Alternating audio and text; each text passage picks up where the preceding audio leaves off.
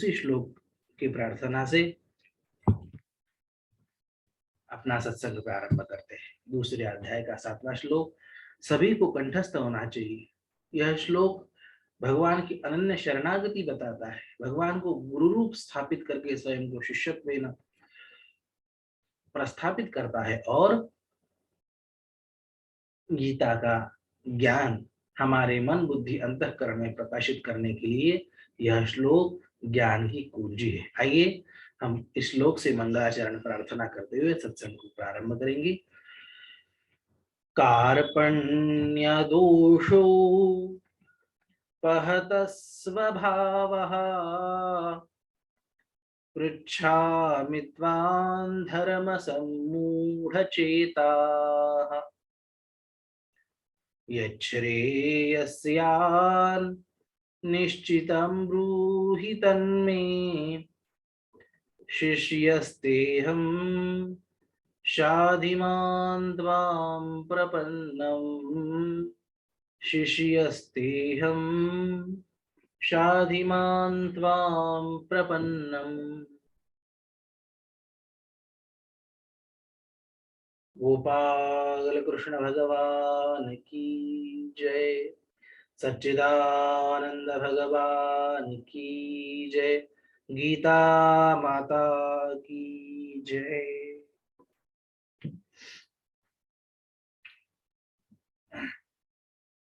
अब तक हमने देखा किस प्रकार से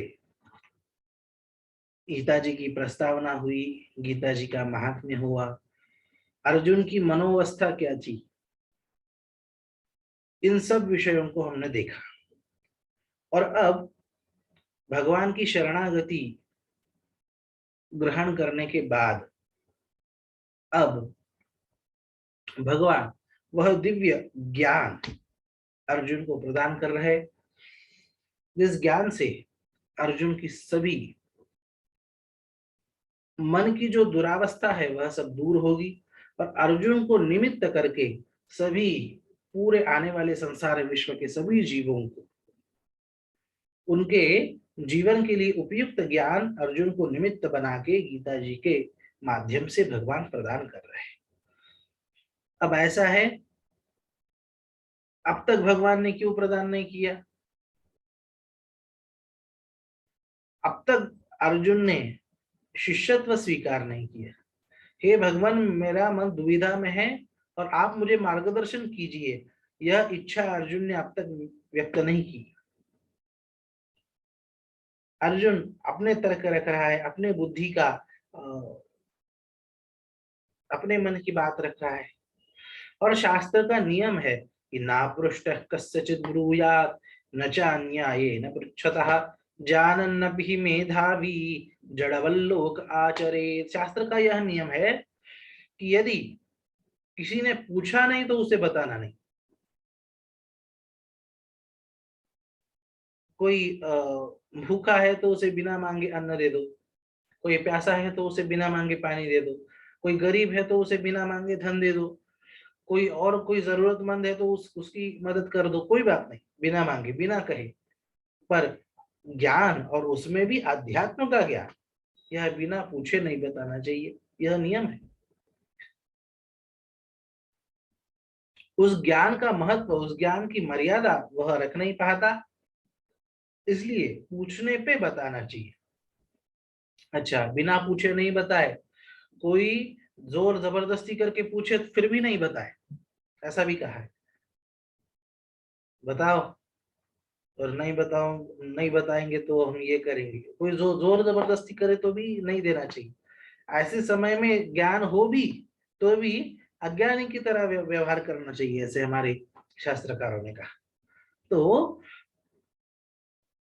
अब तक अर्जुन अपनी दलीलें रख रहा था और अब अर्जुन शरणागत भाव होके भगवान से पूछ रहा है और अब भगवान उत्तर दे रहे हैं। अब भगवान उपदेश प्रारंभ कर रहे हैं।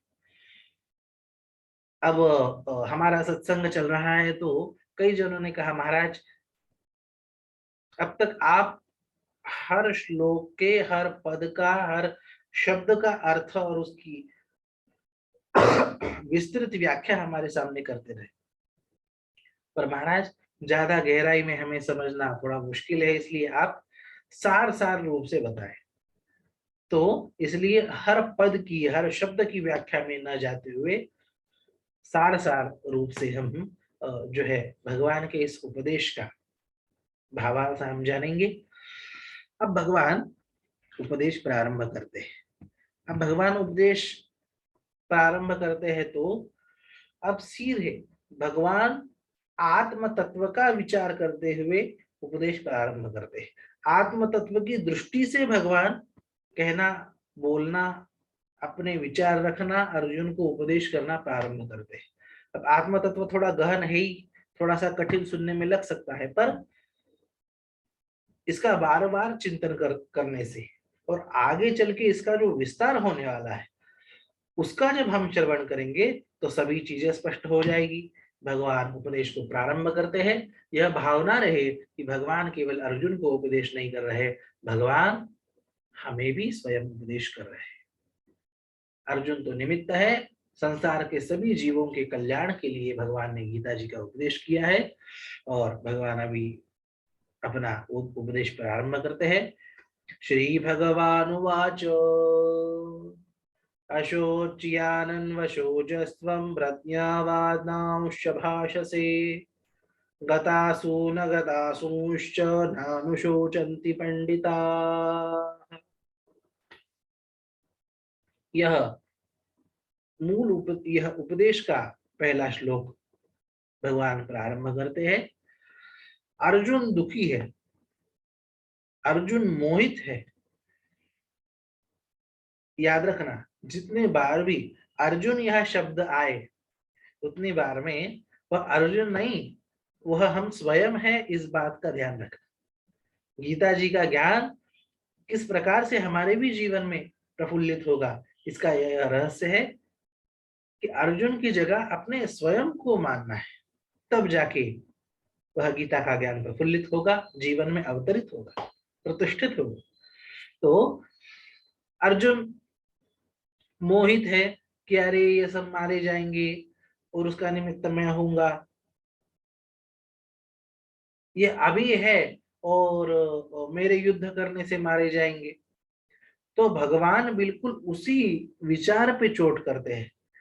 भगवान यह भेद करते हैं कि देखो हम आप भी है, तो हम किसी को किस रूप से देखते हैं, किस रूप से जानते हैं, उसके शरीर रूप से जानते हैं ना।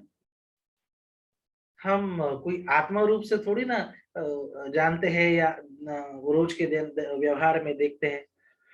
भगवान बिल्कुल आत्म रूप से, शरीर तो भिन्न भिन्न दिखाई दे रहे हैं पर आत्म रूप से बोल रहे हैं कि अर्जुन, अरे जो शोचनीय नहीं है उसके लिए तुम शोक कर रहे हो। कौन शोचनीय नहीं, कौन शोक करने योग्य नहीं? तो आत्मा शोक करने योग्य नहीं। आत्मा नित्य है, इस शरीर से पहले भी था और बाद में भी रहेगा, तो उसके लिए शोक करना तो कोई बनता नहीं। अभी समझो, दृश्य है, कोई मुर्दा पड़ा है, तो जो है जिसे हम देखते थे, जिसके साथ व्यवहार करते थे, वो तो सामने ही पड़ा है। जिस शरीर को लेके हम सारा व्यवहार करते थे वो तो सामने ही पड़ा हुआ होता है, पर फिर भी कहते क्या वो नहीं रहा, क्यों? वो वो अंत चेतना, वह शक्ति चली गई। तो देह के बाद में भी वह रहती है, देह के पहले भी है। और ऐसी अवस्था में उस नित्य रहने वाले आत्मा के लिए शोक क्या करना? इसलिए तुम शोक न करने योग्य आत्मा के लिए शोक कर रहे हो और बातें तो बड़ी विद्वानों जैसी, पंडितों जैसी कर रहे हो। अच्छा, तुम कहोगे कि ठीक है आत्मा नित्य है पर देह तो सबके जाने वाले हैं, शरीर तो सबके जाने वाले। तो भगवान कहते हैं कि शरीर जो है ना, शरीर का तो आना जाना चला ही रहता है। शरीर तो प्रारब्ध के अधीन है और ऐसा प्रारब्धाधीन शरीर किसी न किसी निमित्त से कभी न कभी वो तो जाएगा ही, वो तो हमेशा रहेगा नहीं। कोई कितना ही प्रयास कर ले हमारा शरीर अमर रहे, शरीर किसी का अमर रह सकता है क्या? मजे की बात यह है कि शरीर किसी का अमर हो नहीं सकता, फिर भी मनुष्य प्रयास करता है कि शरीर हमारा टिका रहे। और जो आत्मा कभी मर नहीं सकती, जो हमेशा अमर है, उस आत्मा के प्रति मनुष्य का ध्यान ही नहीं। यह बात अर्जुन के साथ भी हो रही है। भगवान कहते हैं कि आत्मा तो कभी मरती नहीं और देह तो कभी रहता नहीं। जो आत्मा कभी मरती नहीं उसके लिए शोक क्या करना, और जो देह कभी ना कभी जाने वाला है उसके लिए भी शोक क्या करना। समझदार व्यक्ति, जानकार व्यक्ति उसके लिए कभी शोक नहीं करते। नानु शोचंति पंडिता। हमारे यहाँ पंडित शब्द जो है ना, वह उस ज्ञानी के लिए उपयुक्त प्रयोग किया गया। कितना महत्वपूर्ण शब्द है पता है आपको पंडित। सरसद विवेकिनी बुद्धि सा पंडा सा संजाता यस्य स पंडिता। सत और असत, इसका विवेक करने वाली बुद्धि, इसका सत और असत इसे अलग करने वाली बुद्धि, उसका नाम होता है पंडा। और वह बुद्धि जिसमें जागृत हुई उसे कहते हैं पंडित। कितना कितना विशेष, महत्वपूर्ण और लक्षणीय अर्थ है पंडित शब्द का। पर हमारे यहाँ तो किसी को भी पंडित लिख देते हैं, किसी को भी कुछ लिख देते हैं, जिसे न सत का ज्ञान है, ना असत का ज्ञान है, ना व्यवहार का ज्ञान है, और उसे पंडित लिख देते हैं। अरे भाई, लिख देने से कुछ नहीं होगा, पंडित शब्द का लक्षण है। तो जो वास्तविक जानकार ज्ञानी है, वह आत्मा के लिए शोक नहीं करते और न हमेशा न टिकने वाले देह के लिए शोक करते हैं। अच्छा, और अर्जुन, तुझे ये जो लग रहा है ना कि यह अभी है और युद्ध करने के बाद नहीं रहेंगे। अरे, ऐसा कोई समय नहीं था, ऐसा कोई काल नहीं था कि जिस समय ये सब नहीं थे, जिस समय तुम नहीं थे, जिस समय मैं नहीं था। आत्मा हमारे सनातन वैदिक परंपरा में आत्म तत्व नित्य है।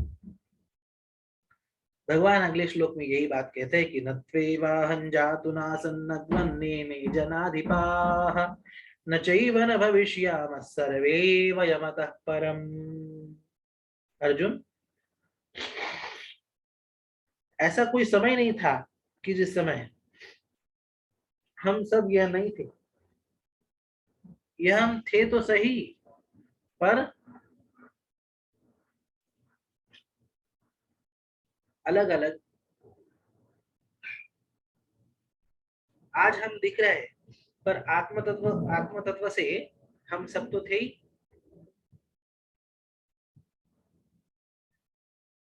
कैसे?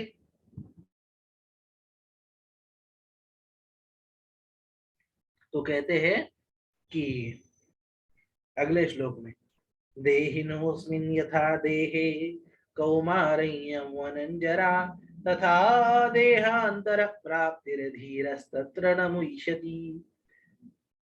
अरे अर्जुन, इस आत्मा के देह बदलते रहते हैं। कैसे बदलते हैं? जिस प्रकार हमारी शरीर की अवस्था बदलती रहती है। अब हम आज, पहले तो इतनी सुविधाएं नहीं थी, आजकल तो है। जिस दिन बालक पैदा होता है उस दिन की भी उसकी फोटो होती है, और जिस दिन मरता है उस दिन की भी उसकी फोटो उपलब्ध होती है। तो जिस दिन पैदा हुआ, फिर धीरे धीरे बड़ा हुआ, शरीर की अवस्था बदल रही है। फिर 5-7 साल का हुआ, उस समय क्या उसका चित्र, उस समय की उसकी फोटो। फिर जो है जवान हो गया, उस समय की उसकी फोटो। फिर प्रौढ़ हो गया, उस समय की उसकी फोटो। तो और बूढ़ा हो गया, उस समय का उसका चित्र।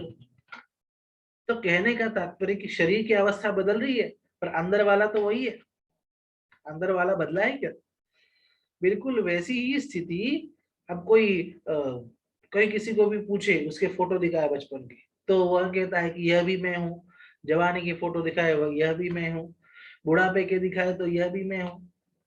तो उसी प्रकार शरीर की अवस्था बदलने से हमारी पहचान नहीं बदलती, उसी प्रकार शरीर बदलने से हमारी पहचान नहीं बदलती। यह बहुत महत्वपूर्ण सिद्धांत भगवान रख रहे हैं। तो इस बात को ध्यान रखना। आज का जितना भी भौतिक शास्त्र है, सभी शरीर के पीछे अटका हुआ है।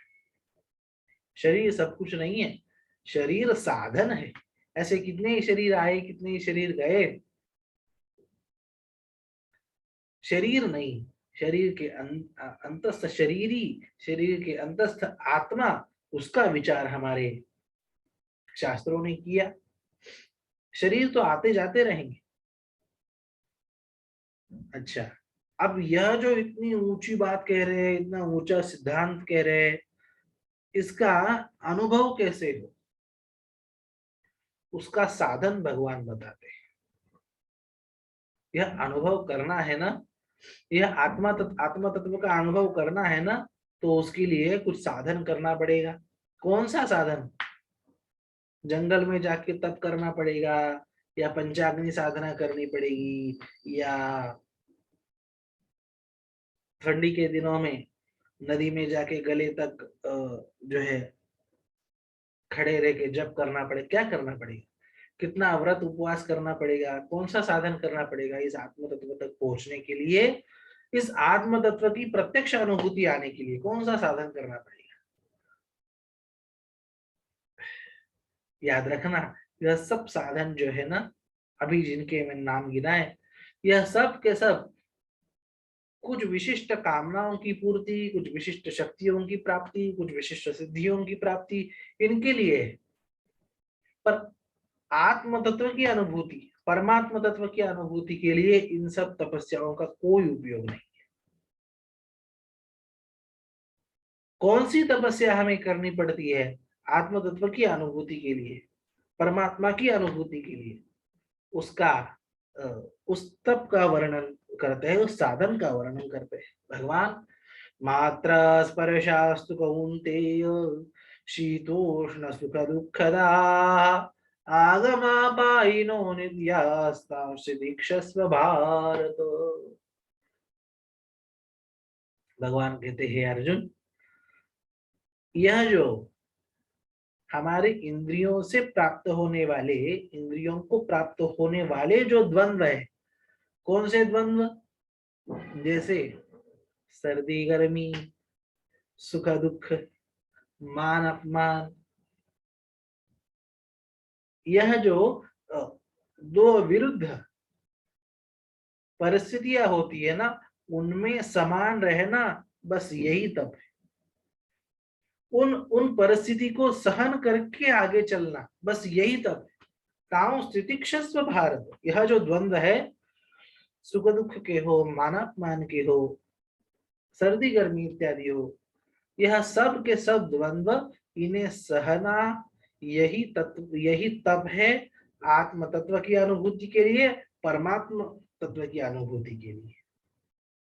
आपको आत्मा परमात्मा की अनुभूति करने के लिए जंगल में जाने की आवश्यकता नहीं। आपको घर गृहस्थी में रहते हुए आप इसका अभ्यास कर सकते हैं। कैसे? अभी कौन से दिन चल रहे हैं? गर्मी के। अब तो थोड़ी कम कम हो गई, बारिश कई जगहों पे हो रही है, इसलिए इतना असर उसका नहीं अनुभव हो रहा। पर अभी 2 महीने गर्मी के थे, थोड़ी अभी भी होगी कई इलाकों में। उदाहरण दे रहे हैं आपको। तो गर्मी है, यह प्राकृतिक चीज है, नैसर्गिक चीज है, तो उसे सहन करना यह तप है। हम बिना पंखे के ऐसी गर्मी की स्थिति में रह सकते हैं क्या?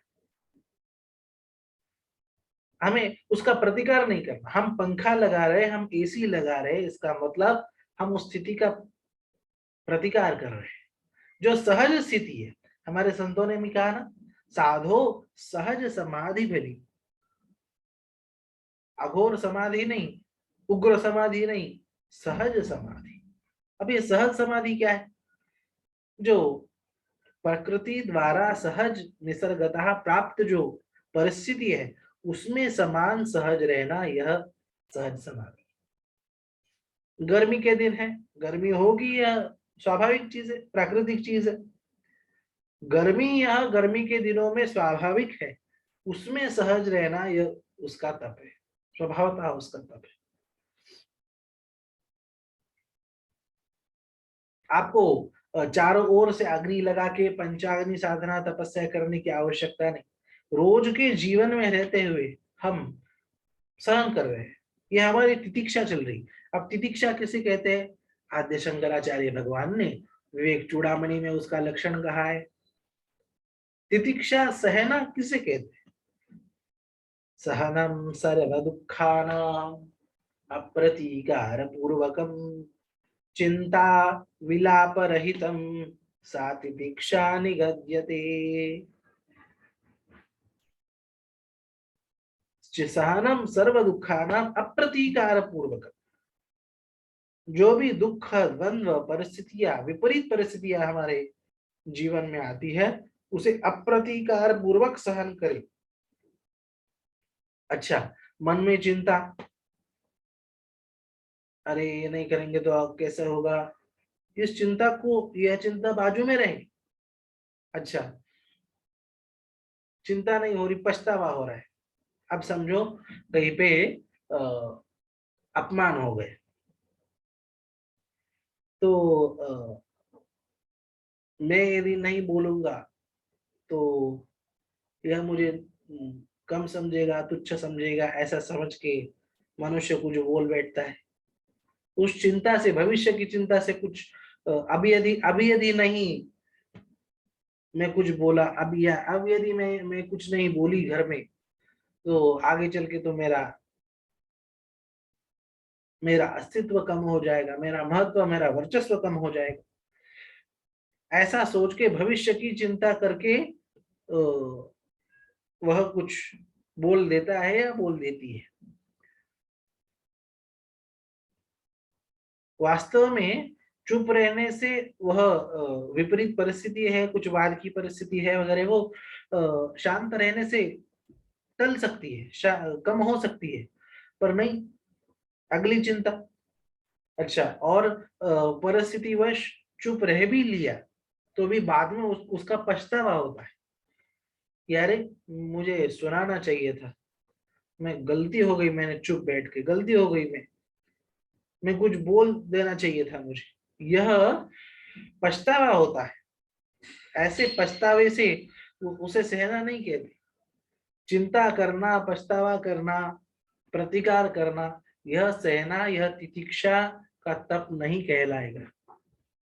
तितिक्षा का तप कौन सा कहलाएगा? जो प्रतिकार रहित है, जो चिंता और पछतावे रहित है, वह तितिक्षा का तप कहलाएगा। और यह अपने रोज के जीवन में आने वाली छोटी छोटी परिस्थितियां है, हमें कुछ बड़ा करने की जरूरत नहीं, हमें रोज के जीवन में आने वाली छोटी छोटी परिस्थितियों में समान रहने की आवश्यकता है।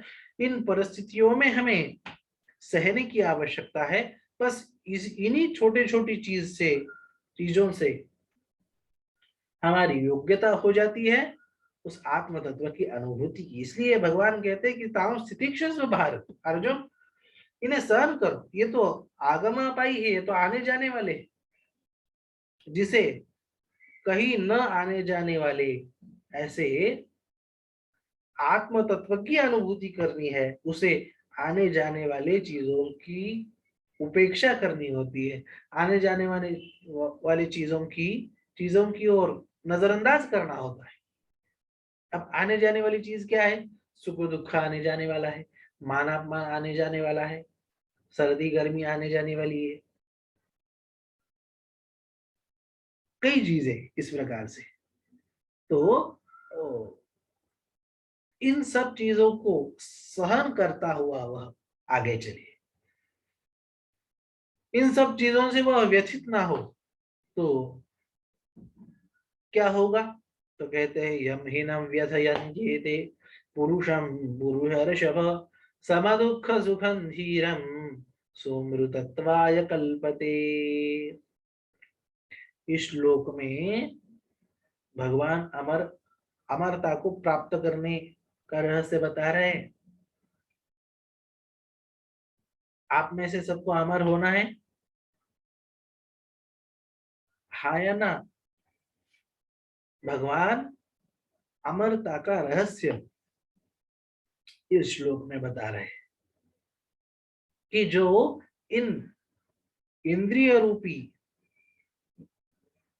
इन बाह्य परिस्थितियों से, इंद्रियों से प्राप्त यह जो बाह्य परिस्थितियां है, यह जो बाह्य द्वंद्व है, जिनके हमने नाम गिनाए, सर्दी गर्मी भूख प्यास सुख दुख मान अपमान, इनसे जो व्यथित नहीं होता और हर परिस्थिति में जो समान धीर रहता है, धीरज रखता है,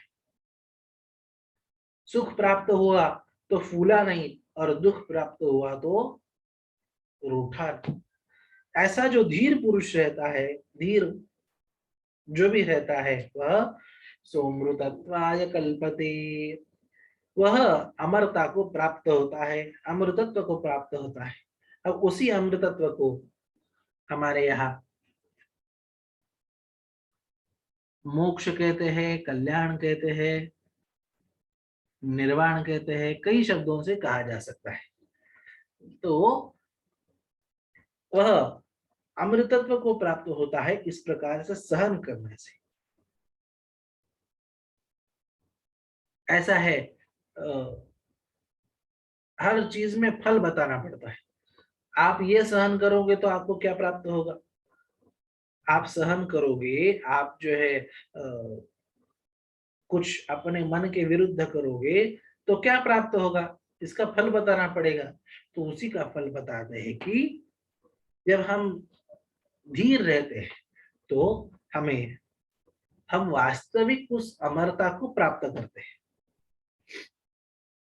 अब अर्जुन जिस चीज के लिए व्यथित हो रहा है कि यह तो सब युद्ध करने से जाएंगे, तो उसके ऊपर भगवान कहते हैं कि अर्जुन इस प्रकार का विचार नहीं कर कि युद्ध करने से ये सब मर जाएंगे। ना सतो विद्यते भावो ना भावो विद्यते सतः उभयोरपि दृष्टोऽन्तस्त्वनयोस्तत्त्वदर्शिभिः। अरे, जो जाने वाला तुम्हें लगता है वह सत्य है ही नहीं, वह असत है। असत तो कभी ना कभी जाएगा और जो सत्य है वह कभी जा नहीं सकता। इस प्रकार से अब सत्य क्या है और असत क्या है? असत मतलब देह शरीर आदि संपूर्ण जगत, संपूर्ण प्रपंच, संपूर्ण संसार, देह से शुरुआत करना और संसार तक जाना। जितना भी नाम रूपात्मक जितना भी संसार हमें दृष्टिगोचर होता है, हमारे शरीर से लेके, वह सब का सब वह क्या कहलाता है? असत कहलाता है। और सत क्या कहलाता है? सत कहलाता है आत्मा। तो अरे इनके आत्मदृष्टा तो यह सब नित्य है और शरीर तो कभी ना कभी जाने वाले हैं, इसलिए अविनाशी तु तद्विद्धि येन सर्वमिदं ततं विनाशमव्ययस्यास्य न कश्चित् कर्तुमर्हति। अरे, तुम जिसके प्रति शोक कर रहे हो कि यह सब चले जाएंगे, मर जाएंगे, अरे तुम उसे अविनाशी जानो जिसके कारण से यह सब देहादि प्रपंच दिख रहा है। यह जो सर्वत्र व्याप्त है, किस कारण से? उस आत्मा के कारण से यह शरीर इत्यादि प्रकाशित हो रहा है, संचलित हो रहा है। अब जब आत्मा कहते हैं तो ध्यान रखना, आत्मा और परमात्मा तो अभिन्न है। गीता जी के 15वें अध्याय में आता है ना, भगवान कहते हैं ममैवांशो जीवलोके जीवभूतः सनातनः। यह जितने भी जीव प्रपंच संसार है वह सब का सब मेरा अंश है, भगवान कहते हैं। अब भगवान जब अविनाशी है तो जीव भी अविनाशी है। गोस्वामी तुलसीदास जी ने कितने सुंदर शब्दों में कहा है, ईश्वर अंश जीव अविनाशी, चेतन अमल सहज सुख राशि। जीव ईश्वर का अंश है ना, तो ईश्वर के सभी गुण, चेतनता, अमलता, सहजता, सुख राशित्व, यह सब के सब गुण उस जीव में आ जाते हैं जो कि ईश्वर के हैं। तो जब हम आत्मा शब्द इस्तेमाल करते हैं तो वह आत्मा परमात्मा के साथ एक रूप है। आत्मा परमात्मा में भेद नहीं, इस बात को सुनते समय ध्यान में रखना। तो जिसके कारण से यह जड़ शरीर और सभी संसार का चक्र चल रहा है वह आत्मा है, और वह अविनाशी इस प्रकार से है, और उसका, उस नित्य आत्मा का कोई नाश नहीं कर सकता, इसलिए तुम शोक न करो। आत्मा का कोई नाश नहीं कर सकता और शरीर को कोई अमर रख नहीं सकता। इसी बात को आगे बताते हैं, अंतवंत इमे देहा नित्यस्योक्ता शरीरिणः अनाशिनो प्रमेयस्य तस्माद् युध्यस्व भारत। यह सभी जितने देह इत्यादि है ना, देह, गेह, संसार, शरीर, प्रपंच, जितना भी दृश्यमान जगत है वह सबका सब अंतवान है। उसका कहीं ना कहीं कभी ना कभी अंत होना निश्चित।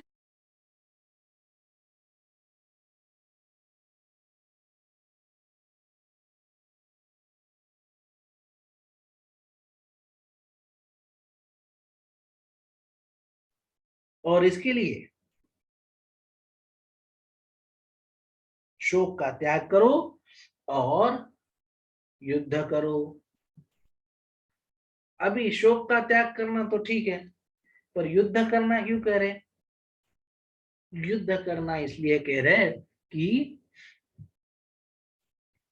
हमारे वैदिक परंपरा में, हमारे सनातन धर्म में यह होता है कि विचार आत्मा का करे और आचार धर्म का करे। धर्म का आचरण हो और विचार आत्मा का हो। आत्मा तक यदि वास्तव में पहुंचना है, उसकी अनुभूति करनी है, तो उसके लिए साधन क्या है? धर्म का आचरण। और पिछले सत्संगों में, पिछले वर्गों में, पिछले व्याख्यानों में हमने सुना धर्म क्या क्या है। एक शब्द में कहना है तो धर्म मतलब कर्तव्य है, कर्तव्य ही धर्म है। और इतना ही नहीं, कर्तव्य ही भक्ति भी है। बहुत महत्वपूर्ण गंभीर विषय कह रहे। भक्ति यह कोई कर्तव्य से अलग नहीं है। आप ये बताइए, आपका कोई नौकर है तो आपको आपके दो नौकर है। एक नौकर है जो आपकी आज्ञा का पालन करता है और दूसरा नौकर है कि आपकी आज्ञा का तो पालन नहीं करता, पर आपके नाम की माला जपता है या आपकी स्तुति करता है। तो आपको कौन सा नौकर प्रिय होगा? जो आपकी आज्ञा का पालन करता है वो, या जो आपकी स्तुति करता है या आपकी नाम की माला जपता है, वो कौन सा प्रिय होगा? सीधी बात है भाई, जो आज्ञा का पालन करता है वह प्रिय होगा। धर्म यह भगवान की हमारे लिए आज्ञा है। भगवान ही एक जगह कहते हैं कि श्रुति स्मृति ममई आज्ञा। जितने भी यह श्रुति स्मृति इत्यादि शास्त्र है, यह सब मेरी आज्ञा है जीवों के लिए, और इसलिए यह भगवान की आज्ञा है। उस आज्ञा का भगवत आज्ञा रूप से पालन करना, भगवत स्मरण रूप पालन करना, यही भक्ति है, यही धर्म है, यह कर्तव्य है। और इसलिए विचार कितना ही ऊंचा करो, विचार कितना ही आत्म तत्व का करो, परमात्मा का करो, पर आचार हमें हमारे प्राप्त कर्तव्य धर्म का करना होता है। इसलिए भगवान कहते हैं तस्मात् युध्यस्व भारत। इस प्रकार से भगवान कि अर्जुन तुम सम रहते हुए, धीर रहते हुए, द्वंद्वों को सहन करते हुए तुम अपने कर्तव्य पथ को छोड़ो नहीं, कर्तव्य पथ पे आगे बढ़ो। यह भगवान कहते हैं कि युद्धस्व, युद्ध करो। अब अर्जुन का कर्तव्य या युद्ध है, इसलिए भगवान उसे युद्ध कह रहे हैं। अब जब युद्ध शब्द आएगा तब हमें हमारा कर्तव्य ध्यान में रखना चाहिए। 45 मिनट की यह समय सीमा पूर्ण हो रही है। अभी इस कुछ ही सेकंडों में यह मीटिंग समाप्त होगी। इसे फिर से रिजॉइन करना होता है, तो जितने भी उपस्थित लोग हैं इसे फिर से रिजॉइन करें और इससे जो है आगे भी वर्ग चालू रहेगा। इसे एक बार फिर से रिजॉइन करें समाप्त होने के बाद। तो